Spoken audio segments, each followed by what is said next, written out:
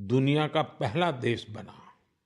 साथियों, देश के युवाओं को स्पेस सेक्टर रिफॉर्म से भी काफी फायदा हुआ है। इसलिए मैंने सोचा कि क्यों ना आज मन की बात में स्पेस सेक्टर से जुड़े अपने कुछ युवा साथियों से बात की जाए। मेरे साथ बात करने के लिए स्पेस टेक स्टार्टअप गैलेक्स आई की टीम जुड़ रही है। इस स्टार्टअप को आईआईटी मद्रास के एलुमनाई ने शुरू किया था। ये सारे नौजवान आज हमारे साथ फोन लाइन पर मौजूद है। सुयश, डेनिल, रक्षित, किशन और प्रणीत। आइए इन युवाओं के अनुभवों को जानते हैं। हेलो। हेलो। हेलो। नमस्ते जी। नमस्कार सर। अच्छा साथियों, मुझे ये देखकर खुशी होती है कि आईआईटी मद्रास के दौरान हुई आपकी दोस्ती आज भी मजबूती से कायम है। यही वजह है कि आपने मिलकर गैलेक्स आई शुरू करने का फैसला किया। और मैं आज जरा उसके विषय में भी जानना चाहता हूँ। इस बारे में बताइए। इसके साथ ही ये भी बताएं कि आपकी टेक्नोलॉजी से देश को कितना लाभ होने वाला है। जी, मेरा नाम सुयश है। हम लोग साथ में, जैसा आपने बोला, सब लोग साथ में आईआईटी मद्रास में मिले। वहीं पर हम लोग सब पढ़ाई कर रहे थे, अलग अलग ईयर्स में थे अपने इंजीनियरिंग के।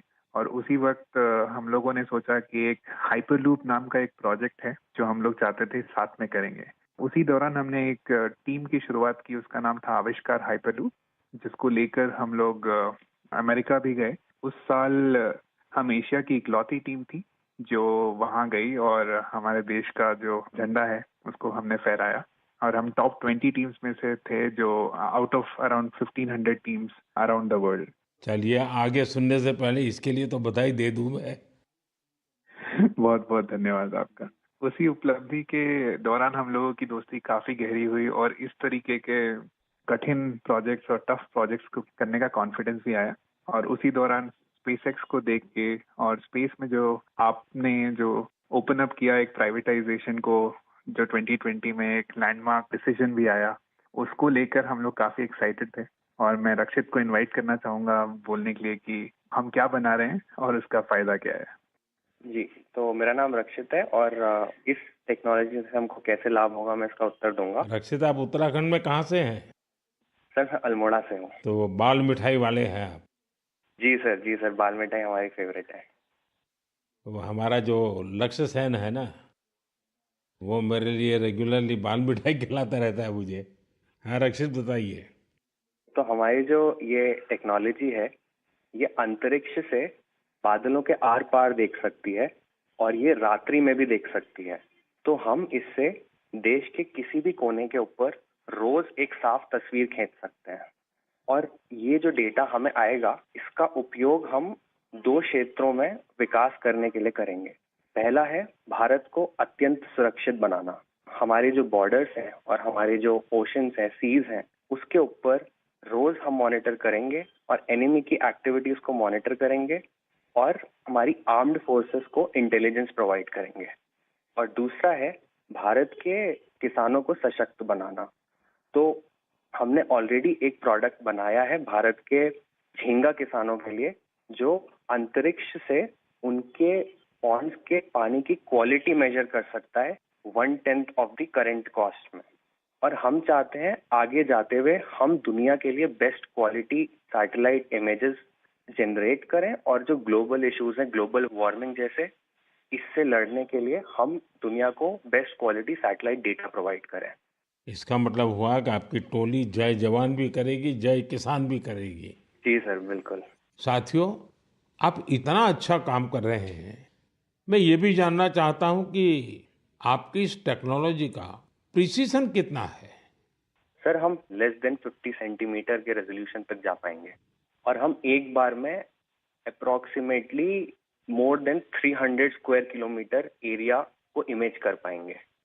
चलिए, मैं समझता हूँ कि ये बात जब देशवासी सुनेंगे तो उनको बड़ा गर्व होगा। लेकिन मैं एक और सवाल पूछना चाहूँगा जी सर।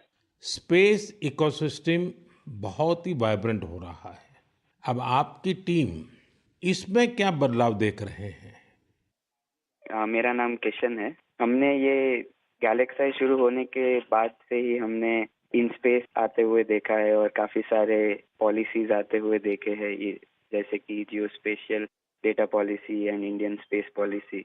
और हमने पिछले 3 साल में काफी बदलाव आते हुए देखा है और काफी प्रोसेसेस और काफी इंफ्रास्ट्रक्चर और काफी फैसिलिटीज इसरो के ये अवेलेबल और काफी अच्छे तरीके से हुए हैं। जैसे कि हम इसरो में जाके टेस्टिंग कर सकते हैं हमारे हार्डवेयर का, ये काफी आसान तरीके से अभी हो सकता है। 3 साल पहले वो प्रोसेसेस उतने नहीं थे और ये काफी हेल्पफुल रहा है हमारे लिए और काफी और स्टार्टअप्स के लिए भी।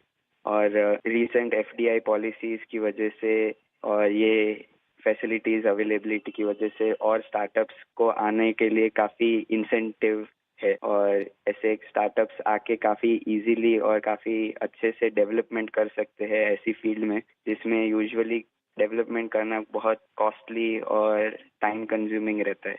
बट करंट पॉलिसीज और इन स्पेस के आने के बाद काफी चीजें आसान हुई है स्टार्टअप्स के लिए। मेरे मित्र डेनियल चावड़ा भी इस पे कुछ और बोलना चाहेंगे। डेनियल बताइए।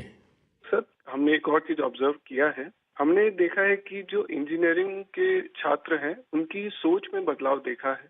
वो पहले बाहर जाके हायर स्टडीज परस्यू करना चाहते थे और वहाँ काम करना चाहते थे और स्पेस डोमेन में। बट अब क्योंकि इंडिया में स्पेस इकोसिस्टम बहुत अच्छी तरीके से आ रहा है तो इस कारण वो लोग इंडिया वापस आके इस इकोसिस्टम के पार्ट बनना चाहते हैं।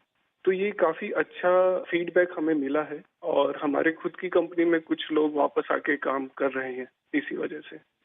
मुझे लगता है कि आपने दोनों जो पहलू बताए हैं, किशन ने और डेनियल दोनों ने, मैं जरूर मानता हूं कि बहुत से लोगों का इस तरफ ध्यान नहीं गया होगा कि एक क्षेत्र में जब रिफॉर्म होता है तो रिफॉर्म का कितने मल्टीपल इफेक्ट्स होते हैं, कितने लोगों का लाभ होता है। और जो आपके वर्णन से, और क्योंकि आप उस फील्ड में हैं तो आपको ध्यान में जरूर आता है और आपने ऑब्जर्व भी किया है कि देश के नौजवान अब इस फील्ड में यहीं पर अपना भविष्य आजमाना चाहते हैं, अपने टैलेंट का उपयोग करना चाहते हैं। बहुत अच्छा ऑब्जर्वेशन है आपका। एक और सवाल मैं पूछना चाहूँगा, आप उन युवाओं को क्या संदेश देना चाहेंगे जो स्टार्टअप्स और स्पेस सेक्टर में सफलता हासिल करना चाहते हैं? मैं प्रणीत बात कर रहा हूँ और मैं इस सवाल का जवाब दूंगा। हाँ प्रणीत, बताइए। सर, मैं अपने कुछ सालों के एक्सपीरियंस से 2 चीजें बोलना चाहूंगा। सबसे पहली इज, अगर अपने को स्टार्टअप करना हो तो यही मौका है, क्योंकि पूरी दुनिया में इंडिया आज वो देश है जो वर्ल्ड का सबसे फास्टेस्ट ग्रोइंग इकोनॉमी है। और इसका मतलब ये हुआ कि अपने पास अपॉर्चुनिटी बहुत ज्यादा है। जैसे मैं 24 साल की उम्र में ये सोच के प्राउड फील करता हूँ कि अगले साल हमारी एक सैटेलाइट लॉन्च होगी जिसके बेसिस पे अपनी गवर्नमेंट कुछ मेजर डिसीजंस लेगी और उसमें हमारा छोटा सा एक कंट्रीब्यूशन है। ऐसी कुछ नेशनल इम्पैक्ट की प्रोजेक्ट्स पे काम करने को मिले, ये ऐसी इंडस्ट्री और ये ऐसा टाइम है, गिवन कि ये स्पेस इंडस्ट्री आज अभी तो स्टार्ट हो रही है।